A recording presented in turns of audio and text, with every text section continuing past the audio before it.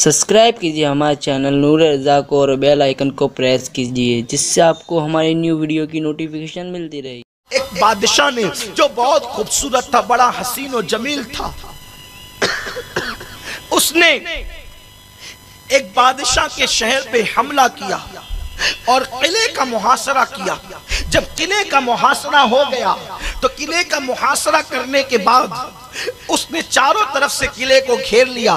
جب قلعہ چاروں طرف سے گھیر لیا گیا، ایک دن جس کا قلعہ گھیرا گیا تھا، اس بادشاہ کی بیٹی جو ہے وہ قلعے کی دیواروں پر ٹہل رہی تھی۔ اس نے دور سے خوبصورت لڑکے کو دیکھا تو پوچھا یہ کون ہے؟ تو کہا جس نے حملہ کیا یہ وہ بادشاہ ہے۔ اس بادشاہ کو دیکھ کر، اس کی خوبصورتی کو دیکھ کر اس کا دل اس پر آ گیا۔ اللہ کے رسول علیہ السلام فرماتے ہیں شیطان کے تیروں میں سے سب سے بدترین تیر بد نظری ہے، بد نظری۔ شیطان کہتا ہے کہ جب میں کسی کا ایمان لوٹنے میں کامیاب نہیں ہوتا تو میں مردوں کے لیے عورت کا استعمال کرتا ہوں اور عورت کے لیے مرد کا استعمال کرتا ہوں۔ اسی لیے حضرت سلیمان علیہ السلام نے فرمایا اپنے بیٹوں سے، میرے بیٹوں اگر تمہیں کسی ناگ کے پیچھے جانا پڑے تو چلے جانا، لیکن کبھی حسن کے پیچھے مت جانا، اس لیے کہ ناگ ڈستا ہے تو جان جانے کا خطرہ ہے اور حسن ڈستا ہے تو ایمان جانے کا خطرہ ہے۔ بڑا خطرناک ہے یہ ظاہری حسن، اور میں کئی مرتبہ اپنی جوانوں کو اور اپنی بہنوں کو بتا چکا ہوں حسن سفید چمڑی کا نام نہیں ہے۔ ہم نے بہت حسن والوں کو دیکھا، شادی کے دو تین سال کے بعد ایک دو بچے ہوئے تو سارا حسن ختم ہو جاتا ہے۔ حسن کے پجاری پھر کہیں اور جانے لگتے ہیں، چلے بیماری ہو گئے، بیماری کے بعد اللہ اکبر حسن چلا جاتا ہے، چہرے پہ پھنسیاں نکل آئی تو حسن چلا جاتا ہے۔ چمڑی حسن نہیں ہوتی، اخلاق کا حسن ہوتا ہے، دل کا حسن ہوتا ہے، تقوی کا حسن ہوتا ہے، خوف خدا کا حسن ہوتا ہے، وفاداری کا حسن ہوتا ہے، خشیت ربانی کا حسن ہوتا ہے، اخلاق و کردار کا حسن ہوتا ہے۔ اللہ اللہ چمڑی کے حسن کو کب ہمیشہ زوال آ سکتا ہے، ایمان و کردار کے حسن کو کبھی زوال نہیں آ سکتا۔ اس لیے جو اصل حسن ہے اس کی طرف توجہ کرو، اصل حسن اس کی طرف توجہ کرو۔ یہ کیا لوگوں نے سفید چمڑیوں پر اپنے ایمان کا سودا کرنا شروع کر دیا، اپنے عقیدے کا سودا کرنا شروع کر دیا۔ اس لڑکی نے دیکھا حسین و جمیل بادشاہ کو، اس پر دل آ گیا، اس نے تیر میں ایک خط لکھا اور خط لکھ کر کے تیر چلایا، بادشاہ تک پہنچایا، کہا کہ میں بہت خوبصورت ہوں، حسین و جمیل ہوں اور تو بھی خوبصورت ہے، میرا باپ بادشاہ ہے، اگر تو چاہے مجھ سے وعدہ کرے کہ تو میرے ساتھ شادی کرے گا تو میں قلعے کا دروازہ کھول دوں گی اور تیرے لیے فتح و نصرت کا سامان کروں گی، شرط ہے کہ میں تیری دلہن بن جاؤں۔ اس نے دوسرا تیر بھیجا، خط لکھ کر ہمیں منظور ہے۔ اس کے بعد اس ظالم شہزادی نے اپنے باپ کے ساتھ بغاوت کی۔ دیکھو ناجائز عشق اور محبت پہلے ماں باپ کا باغی بناتا ہے، بعد میں کسی اور کا باغی بناتا ہے۔ اور یاد رکھنا یہ بہت قیمتی جملے دے رہا ہوں، بہت چھوٹی سی عمر میں ہم نے بہت بڑے بزرگوں کی صحبت پائی، انہی سے سیکھ کر کے آپ کو بتا رہے ہیں کہ کبھی کسی کو جو ماں باپ کا بے وفا اور غدار ہو اس کو کبھی دوست مت بنانا، اس کے ساتھ کبھی جو ہے وفا کی امید نہ رکھنا۔ جو اپنے ماں باپ سے وفا نہ کرے وہ کبھی کسی کا وفادار نہیں ہو سکتا، اس لیے دوستی اسی سے کرنا کہ جو ماں باپ کا وفادار ہو۔ اللہ اکبر، چند گھنٹوں کی اور چند سالوں کی دوستی کے لیے ماں باپ کی وفاداری شرط ہے، تو جس کو زندگی کا ساتھی بنا رہے ہو اگر وہ ماں باپ کا وفادار نہیں ہے تو وہ کبھی آپ سے وفا نہیں کر سکتا۔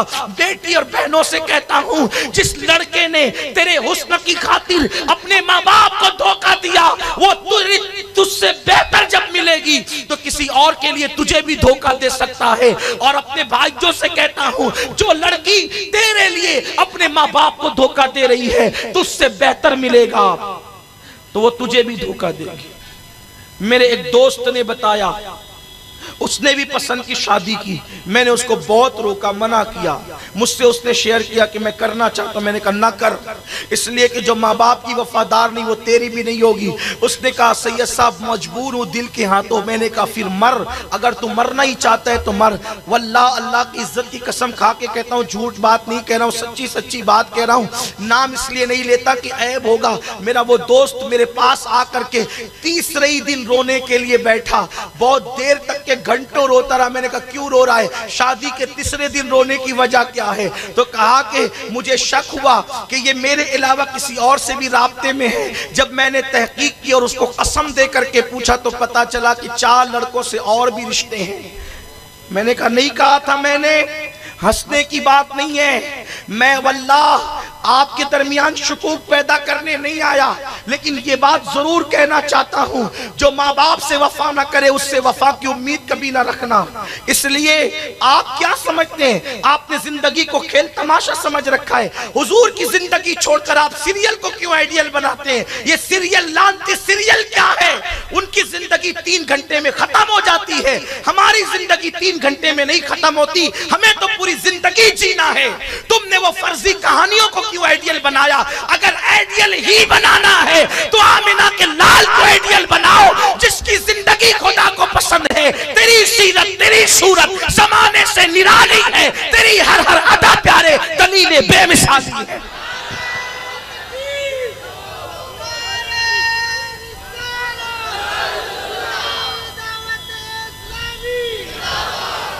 کسی کی بھی زندگی کو آئیڈیل بناؤ گے تو دھوکہ کھاؤ گے۔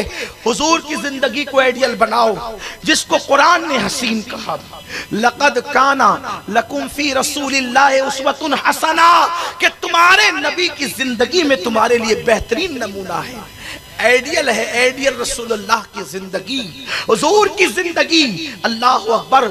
تو عرض یہ کر رہا تھا، اس ظالم شہزادی نے اپنے باپ سے بغاوت کی اور خط لکھا، جواب بھی آ گیا۔ اس نے دروازہ کھول دیا، جب دروازہ کھلا تو فوج لے کر کے وہ بادشاہ نکلا اور اس نے قتل عام کیا، حتیٰ کہ اس شہزادی کے باپ کو بھی قتل کر دیا۔ پھر یہ شہزادی اپنی کنیز اور سہیلیوں کے ساتھ ملی، نتیجتاً نکاح ہو گیا۔ نکاح کے بعد چند مہینے تک زندگی اچھی گزری۔ اچھی گزرنے کے بعد پھر کیا ہوا؟ ایک دن یہ شہزادی بستر پر لیٹی ہوئی تھی، بہت آرام کی زندگی گزر رہی تھی۔ آرام تو پہلے بھی تھا، اس کا باپ بھی بادشاہ تھا، لیکن اب اور زیادہ آرام تھا۔ بستر پہ لیٹی تھی تو اس نے چیخا، آہ! بادشاہ نے پوچھا میری جان کیا ہوا؟ تو کہنے لگی کہ کسی کنیز نے شاید چادر کو برابر نہیں کیا اور چادر پہ بل پڑ گیا، تو یہ بل مجھے چبھ رہا ہے، میری نزاکت اجازت نہیں دیتی کہ اٹھ کر درست کروں، یہ چبھ رہا ہے۔ تو بادشاہ اٹھ کر بیٹھ گیا اور اس نے کہا تو اتنی نازک، تیرا جسم اتنا نرم، آخر تیرا باپ تجھے کھلاتا کیا تھا؟ تو اس ظالم شہزادی کو یاد آیا، اس نے کہا میرے باپ نے مجھے جو جانور وہ ذبح کرواتا تھا ان کا گودا اور مکھن، یہ دونوں چیز وہ مجھے کھلاتا تھا، اسی وجہ سے جانوروں کا گودا کھا کر اور مکھن کھا کر میرا جسم اتنا نرم ہے جسے تم دیکھ رہے ہو، اس کی جلد اتنی نرمی ہے جو تم دیکھ رہے ہو۔ بادشاہ نے سنا تو آنکھیں پھٹی کے پھٹی رہ گئی، جس باپ نے تجھے اتنی نزاکتوں سے پالا تو نے اس کے ساتھ دھوکہ کیا۔ ظالم، جب تو اتنے نازوں سے پالنے والے باپ کی وفادار نہ ہوئی تو مجھے ڈر لگتا ہے اگر کوئی اور بادشاہ مجھ سے خوبصورت آ گیا تو تو میرے ساتھ بھی ایسے ہی بغاوت کرے گی، اس سے پہلے کہ تو مجھے قتل کروا دے اور میرے ساتھ بغاوت کرے تب میں تجھے قتل نہ کروا دوں۔ اور پھر اس نے جو ہے اللہ اکبر اونٹ منگایا اور اونٹ منگانے کے بعد اس کے پیروں سے اس کو بندوایا اور بندوانے کے بعد اونٹوں کو دوڑا دیا اور اس ظالم شہزادی کا سر پٹک پٹک کر کے جو ہے چور چور ہو گیا اور دنیا کو پتہ چل گیا کہ ماں باپ کے ساتھ عشق اور نادانی کے لیے نفس کی خواہشات میں ڈوب کر کے ماں باپ کے ساتھ بغاوت کرنے والوں کا انجام کیا ہوتا ہے۔